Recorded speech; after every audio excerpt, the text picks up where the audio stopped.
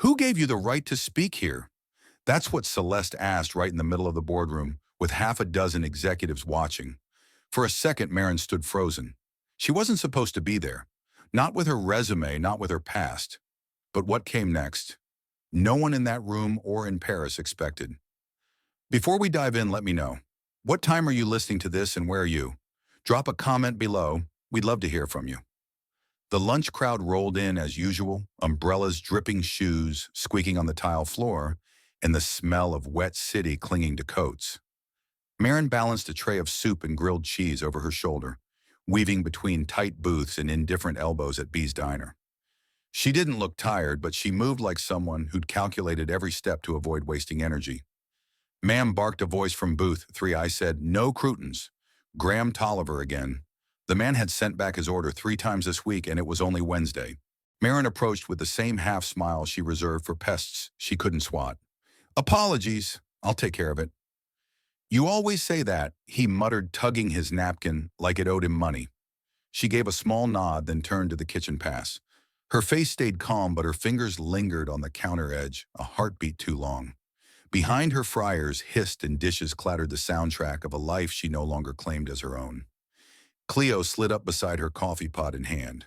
Graham's a roach in a human suit. Ignore him. Maren exhaled through her nose. He tips 15% no matter what.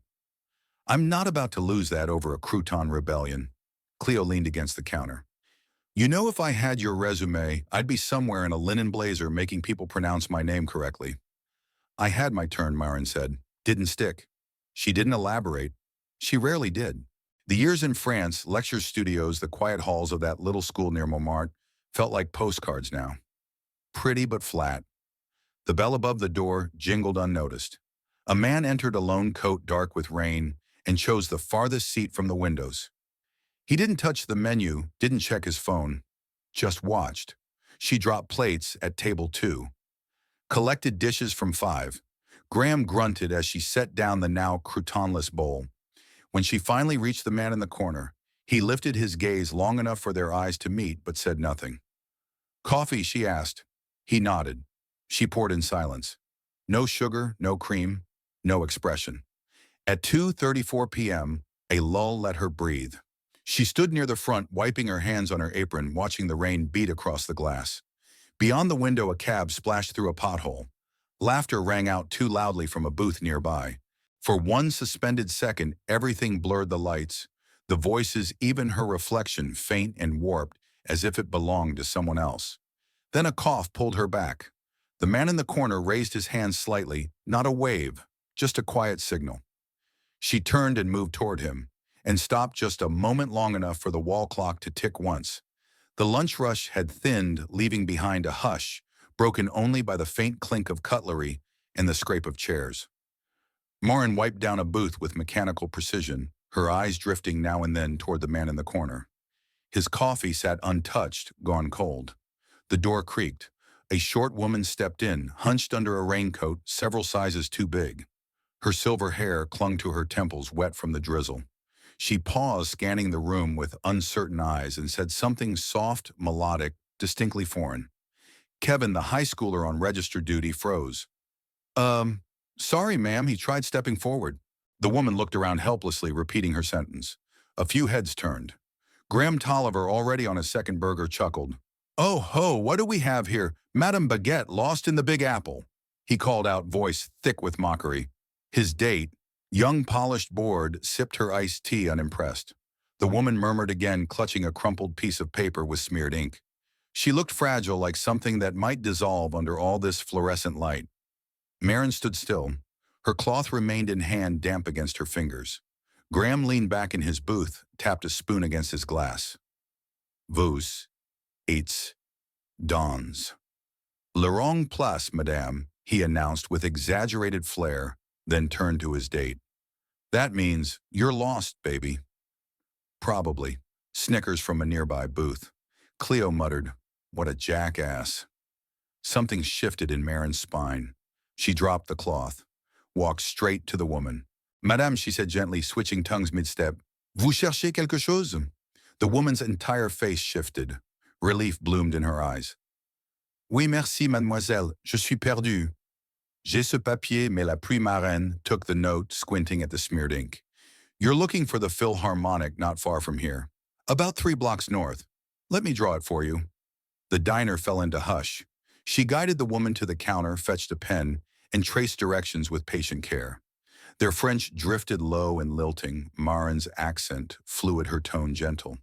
The woman's relief deepened as she listened, nodding often before clasping Maren's hand in both of hers and kissing the air beside her cheek. Toujours de la lumière dans les endroits sombres, the old woman murmured. Maren smiled. Pas de problème. Faites attention.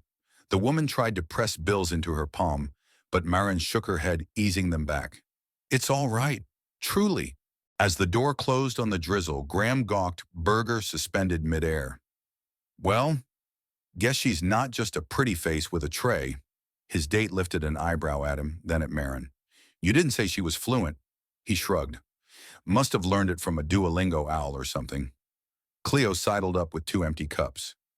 You just wrecked his whole ego with 3 verbs and a pencil. Maren gave no reply. Her gaze had slid back to the corner table. The man remained, watching not with idle interest but with a crease between his brows as though he'd witnessed something unexpected. He didn't smile. He simply lifted his cup, drained the last swallow, then set money under the saucer and walked out into the gray. Later, while collecting dishes, Maren uncovered his tip, a crisp $100 bill folded beneath a $3 check. No message, no signature. She lingered on it, then slipped the note into her pocket, unsure whether to feel grateful or unsettled. Red poked his head from the kitchen, grease-stained mitt in hand. Hey, Maren, that guy at the window table. Left this for you. He held out a black envelope, small, weighty, thick cardstock, blank on the surface. She didn't break the seal. Not yet. At the diner's threshold, coat draped over one arm, she paused. The city's hum pressed against the glass traffic lights, stuttering in the mist, distant horns cutting through drizzle. A gust rattled the awning and brushed her cheek like a question. Maren drew the envelope close to her chest, then stepped into the blur. Her apartment still carried the scent of old books and lemon dish soap. A lamp buzzed faintly by the kitchenette, casting tired light across the cluttered coffee table. Cleo sprawled on the couch legs, dangling off the armrest fork, tapping against an empty takeout box in steady rhythm. Maren sat cross-legged on the floor, back to the wall, her hair loose with strands curling near her cheek. She hadn't said much since breaking the seal on the envelope. Now it lay open beside her, revealing 2 things she never expected to see again: a sleek, one-way ticket to Paris, and a black business card embossed with the words, Lucien Rourke, Sterling Innovations. No message. No signature. Just that. Cleo leaned forward, squinting at the card like it might explode. Okay, Mayor. I was ready for a weird poetry quote or some flirty crap on scented paper, but this is serious. Maren didn't move. He never spoke. Not once. Just left that after watching the whole thing with Madame Delacroix. And the $100 tip, Cleo added, grabbing her phone. Let's see what Google says about your secret admirer. The silence in the room thickened as Cleo's fingers flew across the screen. Lucien Rourke. Billionaire. CEO. Stanford dropout. Sold his first company at 22. Donates to sustainable housing, owns half the Upper West Side, rumored to collect post-war French art. Maren let her head fall back against the wall. Great. So I'm a waitress in a stained apron who accidentally impressed a Bond villain. Cleo's eyes stayed glued to the screen. You're not just a waitress, and he's not just rich. She hesitated. This guy doesn't do small gestures. Everything about him is calculated. So what's the angle Maren picked up? The ticket flipped it as if the answers might be scribbled on the back. Maybe there isn't one. Maybe he just saw something. Cleo snorted. No one that rich just sees something and buys an international ticket without an agenda. People like him move money, not souls. I studied in Paris, Maren said quietly. 3 years. I was going to stay. Had a job offer lined up at a gallery in Montmartre. Then Dad called. Cancer. I came back and never left. Cleo softened, lowering the phone. I remember. You stopped wearing your scarves after that. Stopped sketching. I stopped being her, Maren whispered.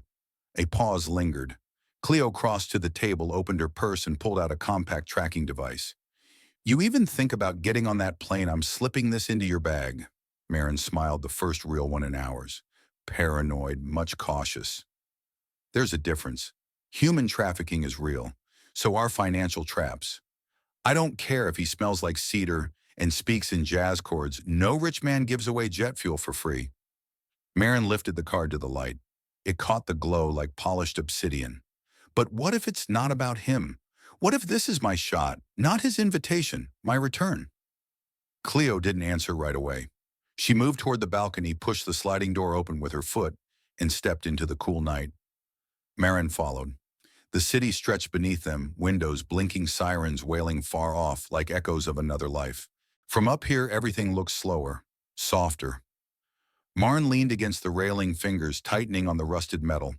When I left Paris, I packed everything into one suitcase, told myself I'd be back within a year. I didn't even say goodbye to the river. The Seine's still there, Cleo said. It's not going anywhere. But I might. Wind tugged at her t-shirt. She turned her head toward the room. The ticket lay on the table, pale against the wood grain. It didn't shimmer or call to her like a dream. It simply rested there, quiet, solid, real. I don't know what scares me more, Maren murmured. That this could be a trap, or that it's not. Cleo leaned over the railing, staring at the rooftop garden across the street. Then you sit with that fear. You don't rush into it. You don't run from it either. Just breathe. They stayed there longer than they meant to, neither speaking. Eventually, Cleo stepped back into the apartment, muttering about locking the front door. The screen door clicked shut behind her. Maren remained on the balcony. The hum of the city curled around her shoulders like a worn shawl. A couple argued faintly on the sidewalk below. Somewhere, a saxophone cried through an open window. Her eyes drifted toward the table once more. The ticket was still there, and the night kept pressing forward. The cab driver didn't ask questions, just helped Maren load her duffel bag into the trunk before steering toward Teterboro under a washed-out sky. The ride passed mostly in silence, broken only by the rattle of a loose coin in the cup holder and the low murmur of AM radio. She stared out the window, hands clenched around the strap of her bag, unsure if she was running away or toward something. When she called the diner that morning, the words had come faster than her breath. I won't be coming in anymore. Kevin stammered, Cleo cursed, and Red just muttered, Don't forget where you came from, kid. The private terminal gleamed like a showroom glass chrome and white leather. A uniformed attendant greeted her with rehearsed politeness, took her passport, then vanished without a word about the man who paid for the flight. No Lucian, no explanation. A few minutes later, she stood in the shadow of the jet, sleek, quiet, intimidating. Everything about it whispered wealth in a language she'd never learned to speak. Beyond the door, soft lighting bathed pale oak panels and cream upholstery. There were no other passengers, just a folded note left on the armrest. You're free to sleep, eat, or stare out the window. We land at Le Bourget at 6:40 a.m. The pen strokes were clean, measured.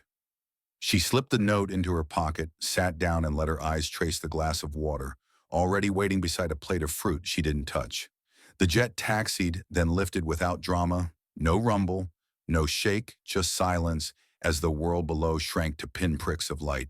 High above the ocean, dinner arrived on porcelain roasted sea bass over saffron risotto, a delicate salad of microgreens, a roll so soft it collapsed in her hand. Maren chewed slowly, unaccustomed to food that didn't come with a side of exhaustion. Between bites, she caught her reflection in the curved window, a tired face, hair tied carelessly. Hoodie pulled tight over the only sweater she'd packed. The contrast between this and the greasy spoon on 84th Street was so sharp it almost made her laugh. Almost. She stretched out on the reclined seat, but sleep refused her. Each hum of the jet, each blink of the cabin light tugged her deeper into questions. Why her? Why now? And why hadn't he spoken since the envelope? By the time the wheels kissed the tarmac in Paris, she hadn't found a single answer. A black car waited near the stairs. The driver, tall and silent, wore gloves. He opened the door with a nod. No name, no greeting, just a gesture toward the back seat where chilled air smelled faintly of cologne and leather. She climbed in, cradling her bag like armor. Through the glass, Paris glowed blue with early morning. Bridges stretched like arms across the Seine. Street lamps flickered along narrow lanes where nothing had changed and everything had. She hadn't seen this city in 7 years yet, her chest still tightened at the sight. Cafes, balconies with chipped iron railings. A boulangerie just opening for the day. They turned off the main road and into the 7th arrondissement. The car slowed before wrought iron gates that creaked open without a sound. Past ivy-covered walls and a manicured courtyard stood a limestone mansion, the kind she'd only glimpsed in books about dead painters and forgotten royalty. She stepped out slowly, sneakers tapping against gravel. Lucian waited on the top step, a black coat draped over his arm. His eyes, unreadable in the pale light, held her like a still tide. He didn't smile. He didn't move to greet her. "Bonjour, Maren," he said simply. His voice had texture like crushed velvet over stone. Then he turned and entered the house. A staff member guided her up the grand staircase past oil paintings and sconces that flickered even in daylight. The house felt curated, arranged to impress visitors rather than to be lived in. She stepped into a sitting room where sunlight poured through tall windows, striking crystal on a bar cart and the polished surface of a baby grand piano. Then Maren saw her. A woman stood near the fireplace, slim and poised in a gray Dior dress that fit like second skin. Her silver hair was coiled into a perfect twist. A long cigarette holder rested between her fingers, unlit. She didn't speak, only tilted her chin slightly as though examining a crack in the wall. Maren shifted her weight, suddenly aware of the scuffed toes on her sneakers and the fraying strap of her bag. The silence deepened. The woman's gaze didn't waver, and the moment thickened with chill. The chill was sharper than necessary, the kind that came not from air conditioning, but from people who never needed to raise their voices to dominate. Maren sat at the long walnut table, hands clasped loosely in her lap, wishing she hadn't chosen a sweater 2 sizes too thin. The ceiling soared above them, ornate with painted medallions, and on the far wall, Paris blurred behind rain-streaked glass. Celeste Rourke, perfectly composed in a cream blouse with soft pleats and cufflinks shaped like daggers, barely glanced at her. She stirred her espresso without looking down, then set the spoon aside as though it had offended her. "I must admit, Lucian," she said coolly, "I don't understand the need for this." Her hand flicked vaguely toward Maren like she was gesturing at a misplaced vase. Lucian didn't flinch. "She speaks French, fluently, not just language she understands, tone, etiquette, rhythm. You saw how she handled the Tolliver incident. That kind of instinct can't be taught." Celeste leaned back, exhaling through her nose. "So what are we doing now? Recruiting waitresses from Manhattan to salvage a $2.7 billion acquisition? She's not just a waitress? No, you're right. She's your newest ornament." Maren's shoulders tightened. Her mouth stayed shut, but the word thudded ornament as though something had cracked behind her ribs. Lucian's voice remained even. "Maison Lefebvre has rejected every offer we've made. Genevieve Lefebvre won't meet with directors, attorneys, or financial officers. She's turned down 3 approaches in the past 6 months, but she might meet someone less threatening." "Less American," Celeste cut in. "Less corporate," he replied. Maren turned toward the window, pretending to study the water trickling down the pane, though she caught every word. Lucian went on, speaking more to his sister than to her.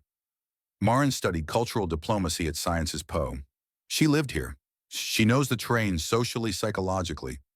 "She dropped out," Celeste snapped. "I left," Maren said at last. The room stilled. Even Lucian tilted his head slightly, waiting. "I didn't flunk. I didn't fail. I left because I had no money left. My scholarship was cut. My dad's medical bills came first. That's not a disqualification." Celeste's lips curved not into a smile, but into something sharper. "You think that makes you noble? The Paris art scene eats American optimism for breakfast. Genevieve Lefebvre won't care that you once brewed coffee near the Sorbonne." Maren looked back at her. "I don't expect her to." Lucian opened a thin folder and slid it across the table. Inside lay a profile, Maison Lefebvre, founded 1926. Private family ownership. Focus on textile restoration, historical embroidery, cultural heritage. Profitable, discreet, and stubborn. A photograph paper-clipped to the corner showed an older woman with silver hair, pulled into a knot, wearing a severe black dress and holding a scarf stitched with gold thread. Genevieve Lefebvre. "She believes American conglomerates are cultural colonizers," Lucian said. "She's refused Hermes Caring, even the French Ministry of Culture. But she has a soft spot for tradition, for language, for memory. And you think I'm a memory, Maren asked quietly. I think you're someone she won't expect. Celeste stood smoothing the front of her blouse. Or someone who will confirm every bias she has. If this girl embarrasses us, that deal dies. And so does your little cultural experiment. Lucian didn't move. Celeste crossed to the door, then paused heels sharp against marble gaze, slicing sideways. If you fail, Miss Morrow, you'll be back in New York by tomorrow. First class, of course. She left without waiting for an answer. Maren said nothing. She stayed in her chair, eyes following droplets that crawled down the glass like silver threads, while the streets blurred into motion below. The file felt heavier than it should. Pressing it against her chest, she stepped into the quiet office just off the main hallway. A vase of pale tulips sagged near the window. The chair creaked as she sat, placing the folder on the desk like something sacred or dangerous. Her name appeared on a yellow sticky note. Nothing else. She peeled it away and opened the file. The scent of aged paper rose subtle and dry. Every page was written entirely in French, Old French, dense with idioms, textile references, trade treaties and notes penned in elegant cursive. No summary, no guide, no map. Just the past layered and locked. One document dated 1973 described a failed attempt by an American firm to collaborate with Maison Lefebvre. Another outlined embroidery patterns gifted to the Vatican. More followed each page, pushing her pulse higher. No instructions, no hint of what she was supposed to do. A ripple of helplessness spread across her chest. Her phone buzzed. Cleo's name lit the screen.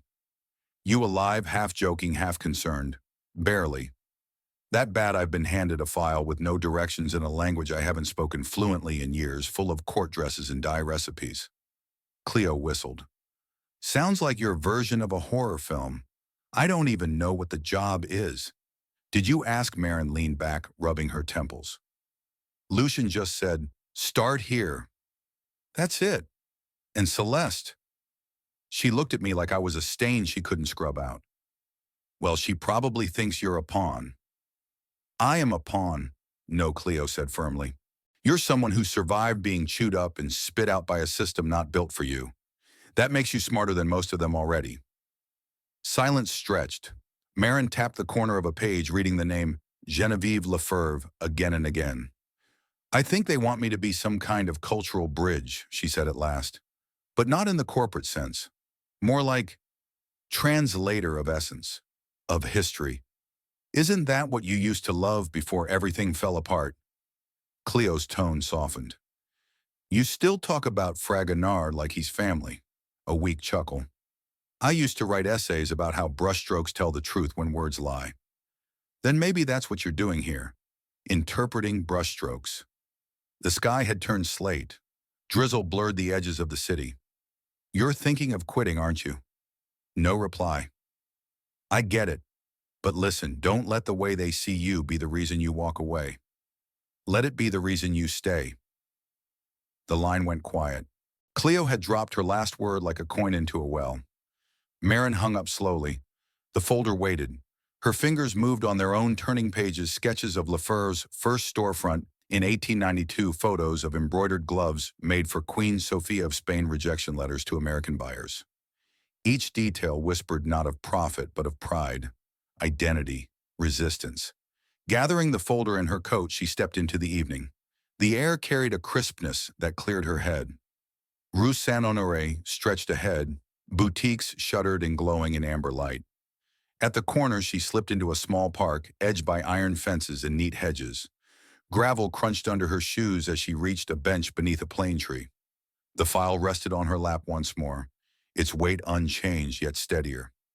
Around her, the city moved gently, distant bells, pigeons, fluttering the hum of a tram nearby. Rain dotted the cover, but she let it soak. One line stood out, underlined twice in blue ink. L'histoire n'a pas besoin de traduction. Elle a besoin de reconnaissance. History doesn't need translation. It needs acknowledgement. Her eyes lingered. Then she flipped back to the beginning, tracing a crease with her thumb, and began to read not like a negotiator, not like an outsider, but as if reclaiming a language she had once carried in her sleep. A gust lifted the pages. She steadied them with both hands. The heavy glass door clicked shut behind her. Muted warmth enveloped the Maison Lafer flagship on Rue de Seine. Paris traffic dissolved, replaced by a stillness that bordered on sacred. The boutique didn't resemble a store. It felt like a private salon, a forgotten palace room. Golden lamplight poured in soft columns. No fluorescent bulbs.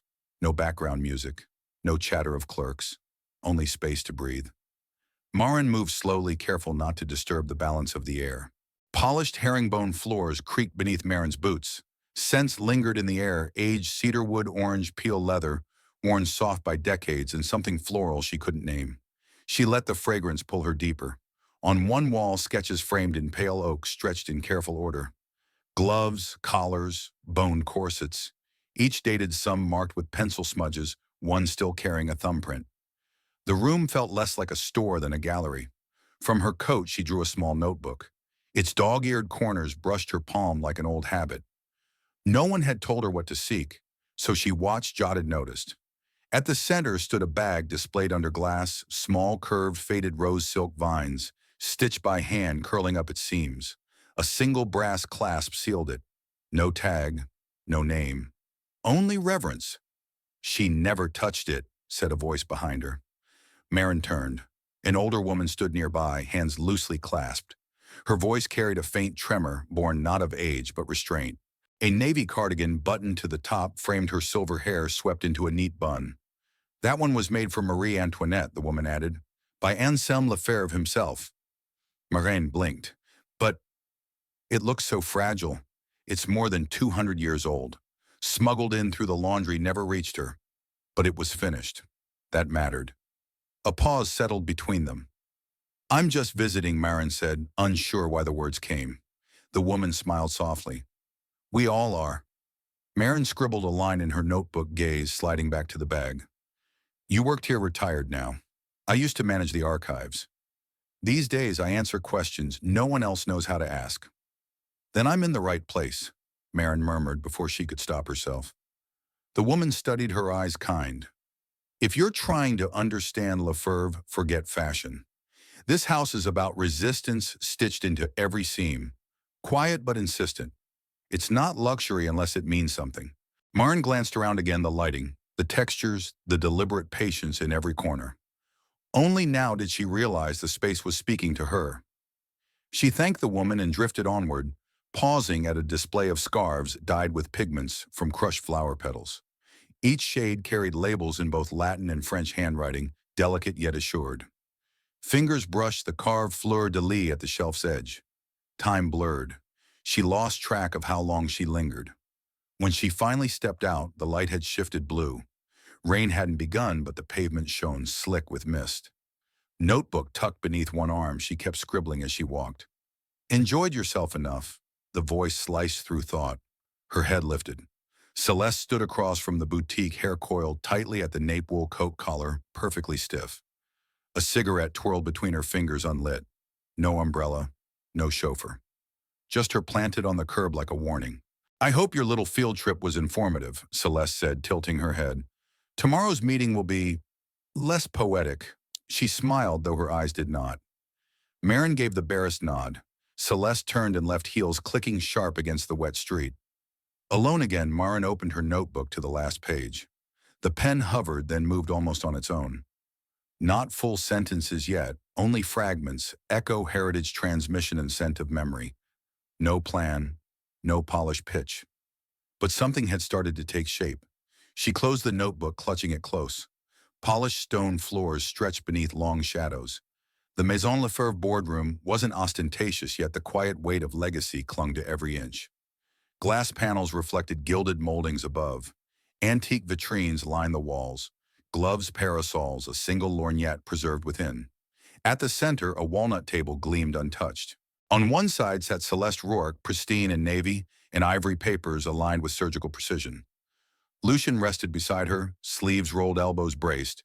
Across from them, Madame Geneviève Lefebvre, silver-haired, statuesque, remained motionless, hands folded over a cane carved with mother-of-pearl vines. Maren slid into a chair at the far end, notebook closed. No one had asked her to speak, only to watch. Still, her pulse beat hard against her ribs. Celeste began. Charts lit the screen, projected margins, growth models, synergy forecasts. Her voice, crisp and steady, filled the space without falter. Sterling Innovations is offering full operational autonomy with investment capital directed toward the preservation of artisanal processes. Our valuation includes projected European growth following strategic brand amplification. Maren's attention drifted. Behind Madame Lefebvre, above the fireplace, hung a painting she hadn't noticed before, a woman reading beneath a tree, roses blooming at her side bonnet abandoned in the grass. The soft brushwork, muted tones, and quiet defiance, Fragonard, or someone who carried his hand. Her pen moved across the page, noiseless. Celeste's tempo quickened. Words like modernization, scalability, brand legacy fractured against the walls like glass under strain. Genevieve did not blink. Only when the final slide dimmed did she lift her chin. I have heard these words for 40 years, she said, French accent sharp but unhurried. Each time they arrive in new clothing, yet they all mean the same: erase, slowly, profit, quickly. The air froze. Celeste leaned forward, narrowing her gaze. With respect, Madame Lefebvre, Sterling does not erase legacies. We elevate them. Elevate to whom? Genevieve countered. To tourists who buy names, to apps that measure elegance and stars. Lucian cast a glance at Maren but remained silent. Celeste drew in breath, realigned her papers with precise fingers. And then Maren spoke. Madame, she began in French, voice low but steady. The painting behind you, was it commissioned by your grandmother? Genevieve turned slightly. It was a gift to her, from someone who understood. Maren rose before thought could stop her. The woman in it, she looks like she's reading a letter whose ending she already knows. Yet she reads it anyway. The older woman said nothing, but her fingers shifted along the cane. I once wrote a paper on Fragonard's lesser-known garden portraits, Maren continued. They weren't about aristocracy. They were codes, memory, defiance, private rebellions, hidden in plain sight. That bag in your storefront, sewn for a queen who never touched it, it speaks the same way. You've kept that voice alive. Celeste shifted in her chair. This is not— Genevieve raised a hand. Maren's throat tightened. What Sterling overlooks, what most companies overlook, is that this isn't a business deal to you. It's a continuation of a voice only a few still hear. The words weren't rehearsed. They didn't belong in any pitch deck. Genevieve studied her. And what do you hear, Mademoiselle A? Rhythm, Maren answered. Soft, exact, and impossible to imitate. The room held its breath. Even Celeste stayed quiet. Madame Lefebvre rose. I will consider your rhythm, she said almost wryly, and moved toward the door. Lucian stood, giving a single nod. Celeste remained seated, jaw set tight. As the meeting dispersed, Maren reached for her notebook. The pages already bore frantic lines she could no longer decipher. At the doorway, Lucian paused. Through the glass, he glanced back at her pen still in hand and gave the slightest nod. Not reassurance, not approval, only acknowledgement. Celeste followed, heels sharp against marble eyes, cutting toward Maren with something closer to contempt than doubt. The door closed behind them. Maren stayed where she was, realizing only then that sweat dampened her palms. She pressed the notebook flat to keep it from curling, drew a long breath through her nose. The painting hung steady on the wall, unread, unblinking. The car slid through narrow streets, slick with rain. Maren sat in the back seat, hands folded, unsure whether to ask questions or just breathe evenly. The driver remained silent. No one had explained much, only that Madame Lefebvre requested tea privately and that a car would arrive at exactly 3. She checked her phone. A message from Cleo. This woman is either about to knight you or bury you. Keep me posted. She smiled faintly, tucking it away. The car stopped in front of a modest townhouse, Ivy crawling along the iron balcony. A maid greeted her and led her through a tiled hallway filled with the smell of bergamot and honey. No grandeur, no show. Genevieve Lefebvre waited by the window, wrapped in a cashmere shawl, her silver hair pinned low loose. Maren entered quietly. The older woman didn't turn right away. Most Americans talk before they sit, she murmured, motioning to the chair across from her. Maren settled in, uncertain whether to speak or not. You didn't prepare a pitch, Genevieve said, pouring tea from a porcelain pot. That's what I liked. I didn't know there'd be a pitch to make, Maren answered. And even if I had, I'm not sure I would have been the one to make it. Genevieve handed her a cup. Tell me something, she said. Have you ever lost everything? The tea burned her tongue slightly, but she didn't wince. She paused, weighing how much truth to give. Yes, she said finally. I once had a scholarship to study art history in Paris. Full ride. I left in the middle of my second year. Why my mother got sick, she said. I came home, never went back. Genevieve stirred her cup, watching the movement more than the answer. I worked odd jobs, ended up waiting tables, got used to being invisible. There was no sadness in her tone, just fact worn smooth over time. Genevieve studied her long and steady. Paris remembers people like you, the older woman said softly. People who carry silence with dignity. Maren looked down. I didn't expect to come back. No one ever does, Genevieve said, smiling gently, until something calls them. She stood slowly and crossed to a drawer in the side cabinet. When she returned, she handed Maren a small envelope, ivory sealed with a pressed wax insignia. Come back tomorrow, she said. No Sterling, just you. Maren blinked. Why me? Because you looked at the painting, Genevieve replied. Not the numbers. The door closed behind her with a hush. Meanwhile, across the city, the atmosphere in Sterling's Paris office had turned electric. Celeste stood at the head of a narrow conference table, her laptop glowing behind her. She is not trained, she stated. She has no corporate experience, no diplomatic background. She was hired on impulse. This is not how we handle multi-billion-dollar negotiations. The room shifted uneasily. A few shareholders nodded, others simply watched Lucian, whose expression remained impassive. She's not even on our payroll, Celeste added, voice sharper now. This is emotional interference. It compromises our strategy and it undermines our credibility. Lucian didn't flinch. She's the only one who made contact. With a woman twice her age over a painting, Celeste snapped. Not with the board, not with the brand. She is a distraction, one you allowed. The silence thickened, pressing hard against the walls. I'm calling for a decision, she said, tapping the folder in front of her. If we continue with this deal, it must be clean. No unvetted participants, no sentimental liabilities. Lucian gave no immediate reply. Celeste leaned closer. You want to back her, fine, but do it outside this boardroom. If you keep her on, I escalate to New York. His jaw tightened. That's your move to make. Her earrings caught the light as she straightened. It will be. She turned and walked out. In the corridor, Celeste stopped briefly. Eyes closed, she drew in measured breaths, then moved on. Back at the Rourke townhouse, Maren sat alone in the guest wing, an envelope resting unopened beside her. The room carried faint lavender and the scent of worn books. Her coat hung over a chair. Evening shifted the sky from lavender to gray. She didn't reach for her phone, didn't text Cleo. Instead, her thumb traced the wax seal, uncertain what the next morning might demand. The envelope remained on the table, waiting. Pigeons lifted as Maren stepped through the wrought iron gate of the Jardin du Luxembourg. The breeze carried chestnut and gravel. Children's laughter drifted from the fountains, but the bench Lucian had chosen sat tucked beneath a row of horse chestnut trees away from the afternoon hum. He rose when she approached but said nothing. She lowered herself onto the bench. He followed. A pause stretched, filled by the rustle of leaves and the distant scrape of a skateboard. You don't have to do this, he said at last. Her gaze stayed on the ground. Don't do what this meeting with Genevieve, this role, the expectations. My sister made it clear we can make arrangements. Quiet ones. You'd go home with a letter of recommendation, a thank you stipend. No one would fault you.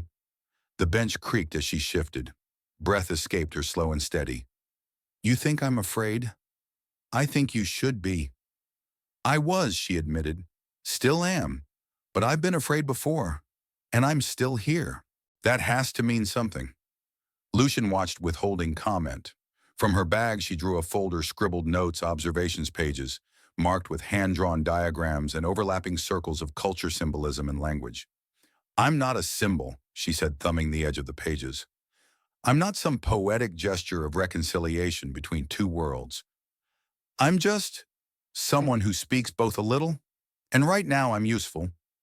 His expression flickered at the word. She looked up at him, calm but unflinching. You didn't bring me here because I'm inspiring. You brought me because you saw me solve something no one else in that room even noticed was a problem. That's not symbolism. That's utility. Lucian folded his hands, elbows resting on his knees. Afternoon sunlight striped across his shoulders through shifting branches. "So what do you want?" he asked. "To work," she said, "but not in your way. Not with slides and pitch decks and market analysis.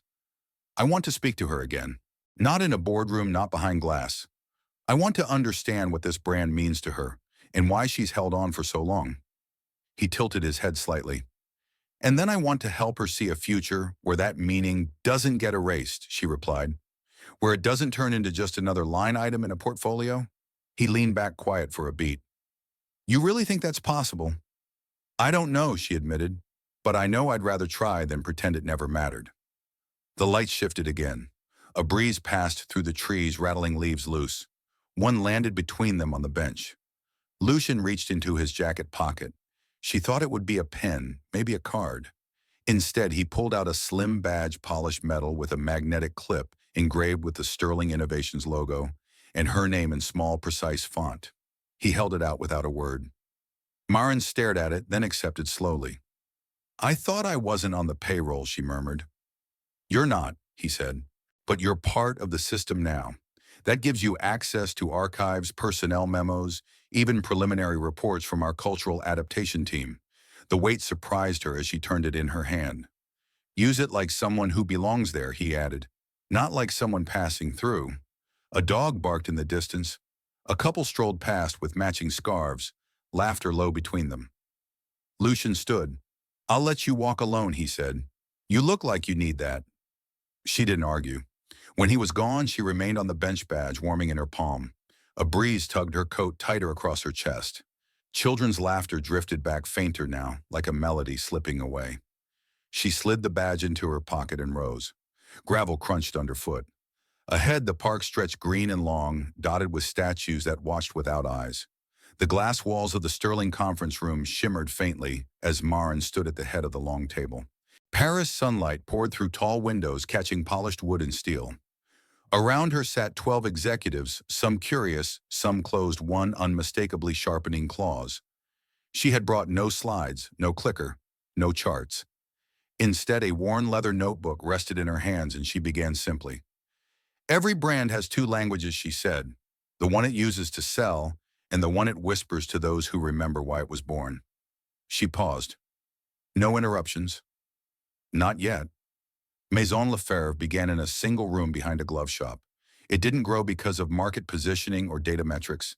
It survived revolutions, wars, exile, because it meant something more than elegance. It meant survival with dignity. A few nods. One man leaned forward, elbows on knees. Maren shifted her weight slightly, breath steady. When Queen Marie Antoinette sent a Lefebvre clutch to her maid before the storming of Versailles, it wasn't an accessory, it was a message. Remember who you are, even if they tear the palace down. Someone scribbled notes. Another folded her arms, skeptical. Maren turned the page. Sterling wants to modernize the line. But if you strip Lefebvre of memory, all you'll have is a beautiful corpse. Murmurs now. Not all dissent. She let them ripple through the room before continuing. "My proposal is simple. Keep the silhouette. Change the process. Invest in sustainable leather partnerships in Marseille. Use microchips to track the hands that shaped each piece. Make legacy transparent, not lost." She closed the notebook and looked at them one by one. Let Lefebvre become not just a name, but a narrative. Applause didn't come, but neither did dismissal. Several directors exchanged thoughtful looks. A woman near the end of the table cleared her throat. "This is different," she said carefully. "There's potential in that story-forward strategy. The French market would respond." Then came the shift. Celeste didn't rise, she didn't need to. Her voice sliced the air, sharp and lacquered. "This is touching," she said, resting her chin on one manicured hand, a waitress with poetry in her voice. "I almost believe we were in a novel." The room tightened. She swept her gaze across the table. "I must have missed the part where we approved a freelance storyteller to rewrite our acquisition strategy." Maren's spine drew straighter. "No degrees in international business, no credentials in brand anthropology, not even a completed college transcript unless we count pastry courses in Lyon." Several heads dipped, not in agreement, but unease. Celeste's stare never wavered. "Tell me, Maren, who gave you the authority to speak on behalf of this company?" The question needed no reply. It hung there gleaming like a blade. Maren stayed still. Words pulsed in her ears, but none left her mouth. Eyes shifted around the table away from Celeste toward her. She could have folded, shrunk into quiet. Instead, something steadied her, a memory, a city, a girl who once believed translation could rescue a world. Still, she held her tongue. Then the door opened. Lucian entered without hurry, portfolio in one hand, coffee stain dark on his cuff. He didn't look at his sister, didn't nod to the directors. He simply walked to the head of the table and stopped beside Maren. The folder dropped onto polished wood. "I did," he said evenly. Celeste's brow arched. He turned slightly to the room. "She didn't ask for permission. I gave it." The air thinned. Lucian tapped the closed notebook in front of her. "And maybe that's what we need. Someone who doesn't ask how it's always been done." Without waiting, he slid into the seat beside her, opened the portfolio and lifted his gaze. "Well, are we discussing the future or interrogating the past?" The directors shifted once more. This time something fractured open. Celeste leaned back, arms crossed tight. Maren didn't smile. She simply picked up her notebook again, not to read, only to hold. Fingers closed around its spine with quiet certainty. The email appeared between two tabs, subject line in all caps, pulsing like a warning flare. "Cleo, urgent. Read this now." Maren clicked. A PDF opened, clipped reports, internal memos, acquisition filings, pages marked in yellow. Notes from Cleo ran alongside in sharp, urgent font. "Look at page 4, 2018. Look at the patterns." She scrolled. One brand name stopped her, Eloise and Phil's, the artisan perfumer in Provence. Once featured in cultural showcases, it had vanished without explanation 2 years after its merger with Sterling.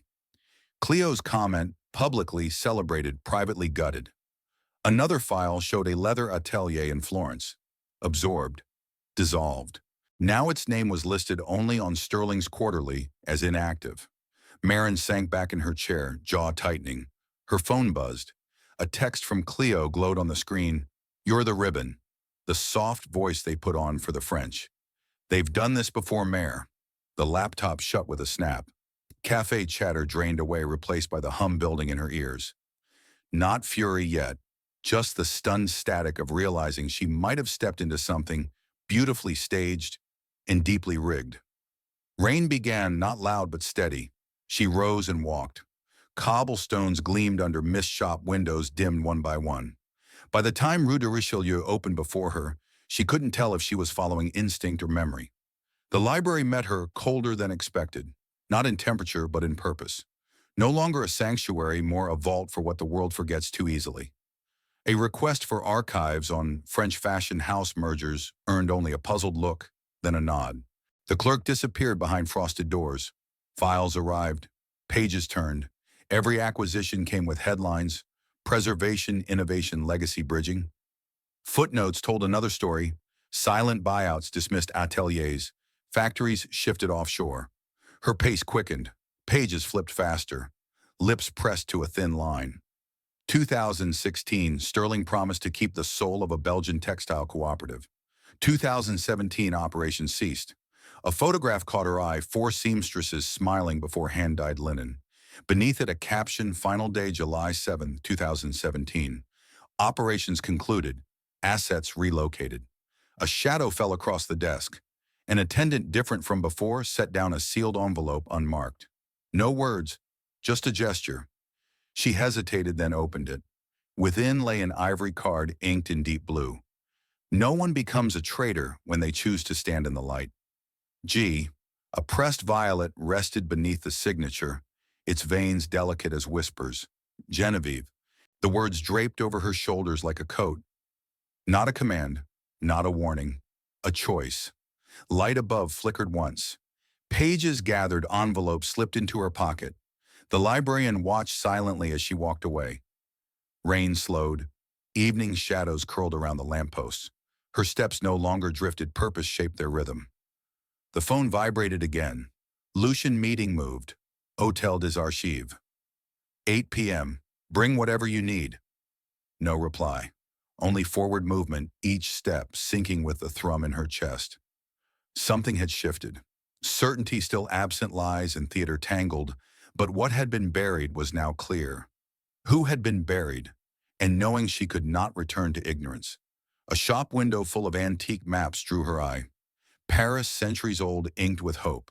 Roads twisting toward cathedrals, veering away, overlapping. Nothing straight, everything layered. The reflection staring back at her steadied. Not because the storm had passed, but because she had stopped hiding from it. Polish and quiet tension lingered in the air. Marble floors softened each step. Along the long conference table, silver trays of water and untouched fruit looked staged. Behind the glass wall, reporters shifted camera flashes, testing their angles. Maren entered, holding a plain folder, no laptop, no tech. Crossing behind Lucian, she stopped at his side, pulse drumming in the still room.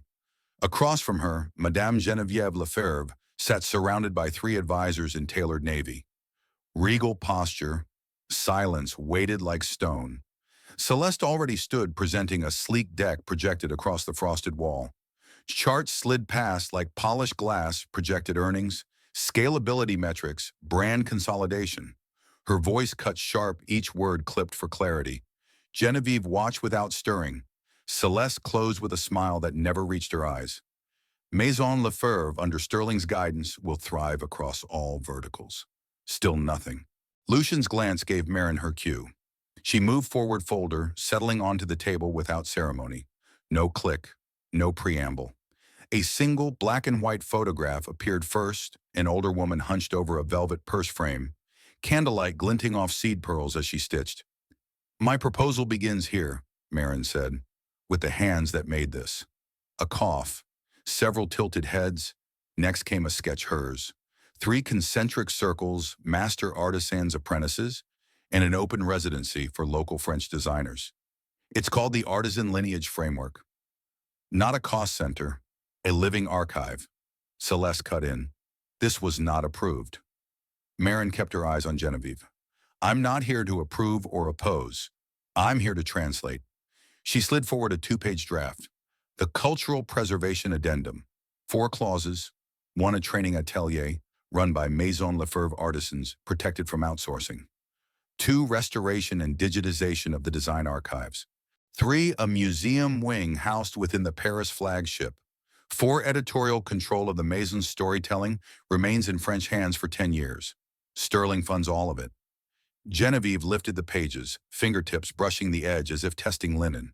Her gaze dropped, reading carefully, line by line. Celeste scoffed. "So we trade margins for nostalgia." Lucian stayed quiet. Maren turned toward her. "Do you want profit or permanence? One buys 5 years. The other could last 50. A faint curve touched the elder woman's lips. "You drafted this yourself?" "Yes." "And you are not from Sterling's legal team?" "No. That is why I'm reading it." Celeste stepped forward, voice rising. "This isn't how deals work." "We don't." Geneviève raised her hand. The room steadied. "I've heard your numbers, Madame Rourke. They are correct, but they are hollow." She reached for the fountain pen ink, scratching softly as she signed. Lucian followed his signature quiet, then slid the agreement across. "If you're willing," he said, "we'd like you to oversee the cultural integration team." Heads turned. Celeste stiffened. "You said she wasn't qualified," someone whispered. Maren ignored it. The pen felt cool between her fingers as she signed beneath their names, adding her own in print. Beyond the glass, cameras ignited bursts of light, catching her mid-rise. Geneviève stood at her side. "We keep the story because the story keeps us," she murmured. Maren managed only a nod. Lucian joined, hand resting lightly on the back of her chair, no mask this time. Celeste lingered only to gather her tablet and notes. The sharp clip of paper echoed as she exited, skipping the final photo. Maren registered it faintly. Her eyes had already dropped to the signatures below hers. A waitress once, now part of the ledger of legacy. The Paris sky had deepened into velvet blue, stitched with stars behind drifting clouds. From the upper balcony of the Rourke estate, the city stretched wide and quiet edges, softened by distance and sleep. Maren leaned against the stone railing arms, loose gaze tracing the Seine's curve in moonlight. Behind her, the doors creaked open. Footsteps approached, measured, unhurried. The scent of jasmine mingled with something sharper, the faint edge of perfume, expensive and exact. Celeste stopped just to her right hands folded neatly before her. She didn't speak immediately. Her gaze followed Maren's as if they were two strangers caught in the same view. "I misread you," she said at last. "You're stronger than I assumed." Her voice lacked apology, but it wasn't cruel, just clear, unembellished. Maren didn't reply, eyes fixed on the distant cathedral towers, their dark silhouettes unmoved by power or pride. "I suppose it doesn't matter," Celeste said more quietly. "The board got what it wanted. My brother got what he wanted. And you." She stopped short. "Well, you surprised us all." The pause stretched. A breeze stirred, rustling ivy above their heads. Somewhere far below, a car started, then faded into the distance. Without waiting for leave, Celeste turned heels, striking the old stone, and disappeared into the hallway without a glance back. Air shifted, not only around Maren but inside her. Footsteps approached, softer this time, Lucian. He stopped just behind Silent, at first, then said, "She won't say it, but she respects you now." A small smile touched Maren's lips. "I wasn't looking for her respect." "I know," he replied. "That's why you have it." They lingered in the hushed city lights glittering below, like fragments broken and rearranged. "What do you want now, Maren?" His tone carried no strategy, no business edge, just space. No immediate answer. A flicker of wind lifted her curls. She tucked a strand behind her ear gaze, dropping to the iron balcony's familiar pattern, to tiny imperfections in the stone-ledge details unnoticed when she first arrived. Cleo's sharp loyalty echoed in memory, Genevieve's quiet strength, the sound of needle to silk in an archive untouched for decades, ink stains on her own fingers from the library files. The moment she had stood before a room not meant for her and spoken anyway. "I don't know yet," she said at last. "But whatever it is, I'll choose it." Lucian gave a slight nod, barely caught at the edge of her vision, then left her to the night. Still, she stood breathing slower. The hour deepened, folding into that in-between time when Paris exhaled the day. From a church tower, a single bell began to ring, steady, unhurried. Maren listened. She hadn't noticed it her first night. Rooms had felt too big, silences too wide, her own reflection unfamiliar. Now the city no longer pressed against her. It held her quietly as if waiting all along. Another bell joined, then another. Her hand rested flat on stone, the surface no longer cold. Laughter drifted up from a passing couple. One cathedral dome lit briefly as a plane slid overhead. The bells continued, 12 in all. She didn't count them. A smile came, not of victory or vindication, but steadier. Earned, no longer lost, not clinging to the past nor fleeing it. Paris hadn't saved her. She had returned on her own feet in her own name, asking only for the chance to listen and to speak. The wind eased. The bells faded. Behind her, hallway lights dimmed. She lingered on the balcony, watching darkness soften into something gentle, the city and herself no longer out of reach. Morning air pressed close to the stone walls of the old station. Maren descended the narrow steps slowly, one hand trailing the rusted iron railing. The place stood empty save for the faint buzz of overhead lights and the shuffle of pigeons in the rafters. Little had changed. Same chipped tiles along the corridor. Same faded lettering above the map she once studied when every line felt like a possible path. Past half-functioning ticket machines, she moved toward the wooden bench at the far end of the platform. That bench had held her more times than she could count, wet with rain, cold with indecision, quiet when her world had turned too loud. She lowered herself down, hands resting in her coat pockets. The wood creaked beneath her weight. A memory arrived uninvited, 22 backpack too heavy.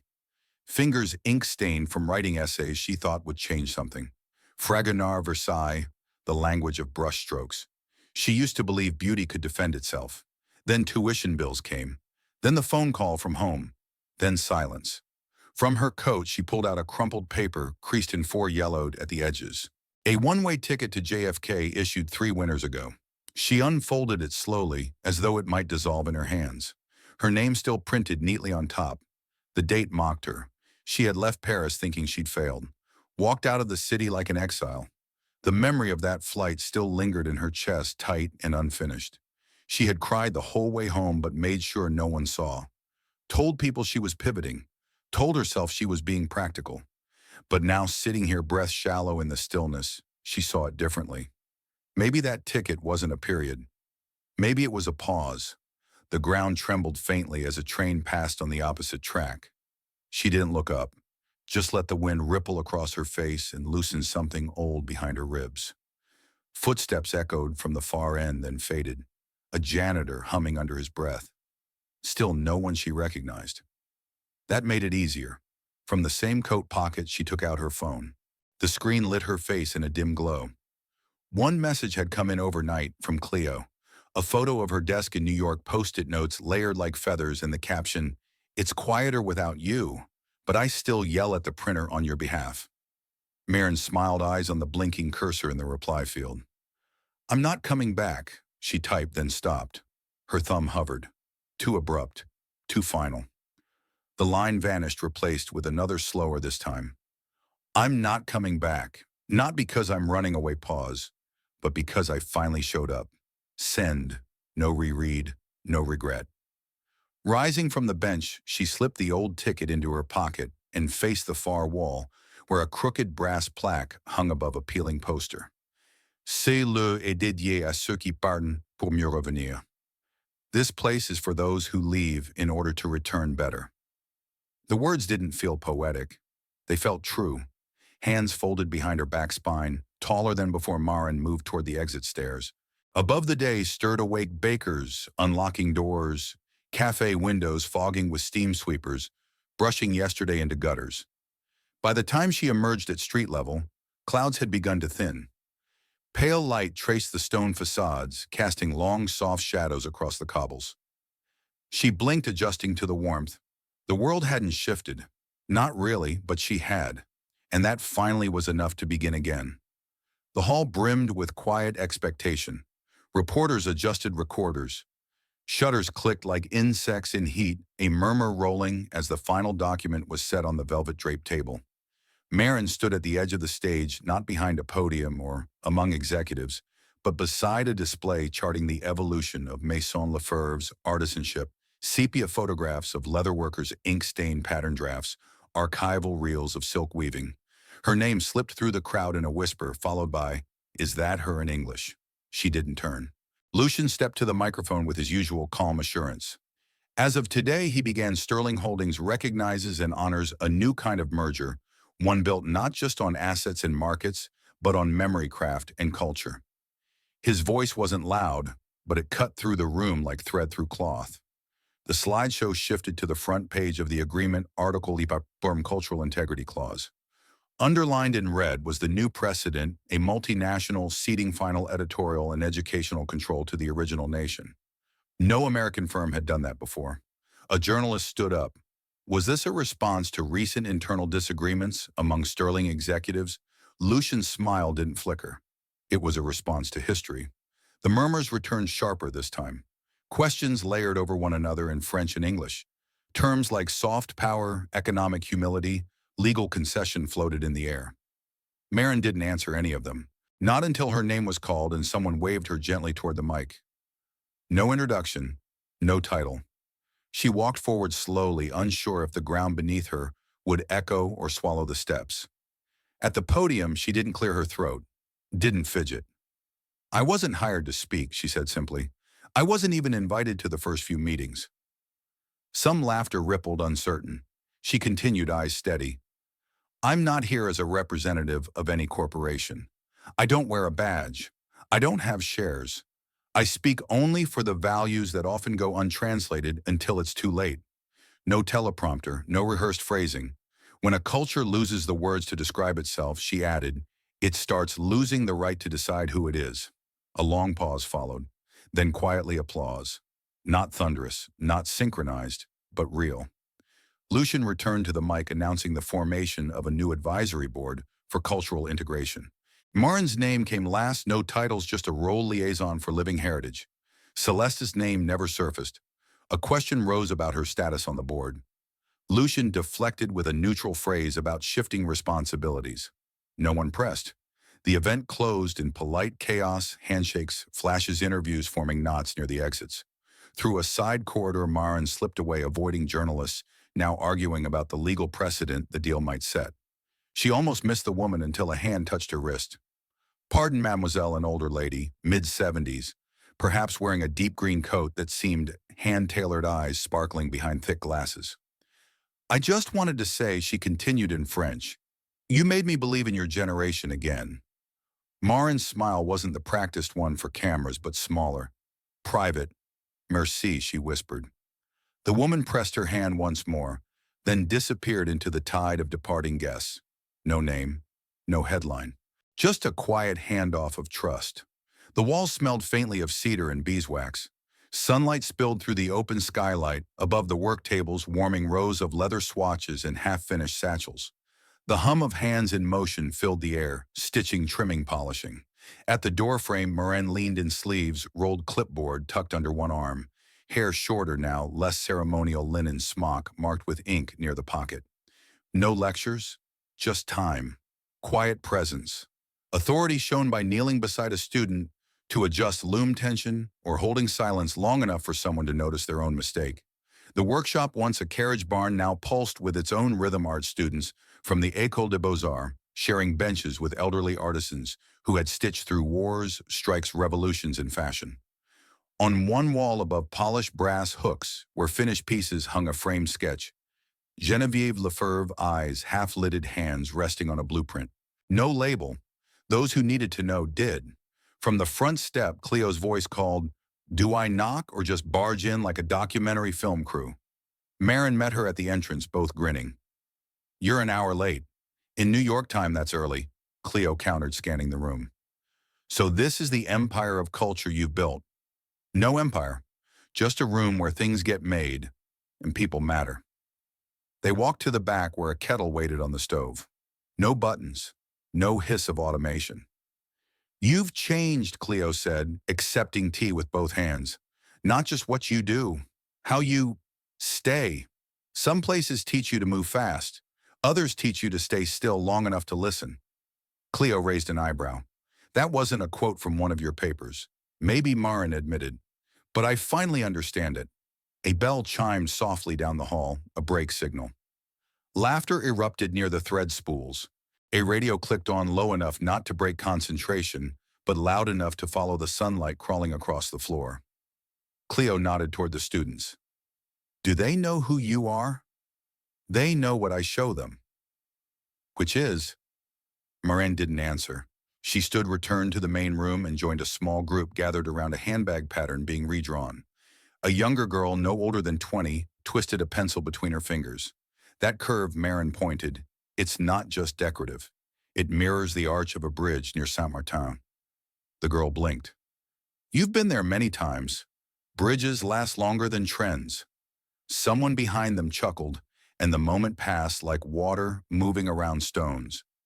When the afternoon break ended, Maren walked Cleo to the side gate. "Stay for dinner, I can't. I've got a call with a publisher. But I'm stealing this tea idea. You've gone full old Parisian witch. I'll take that as a compliment."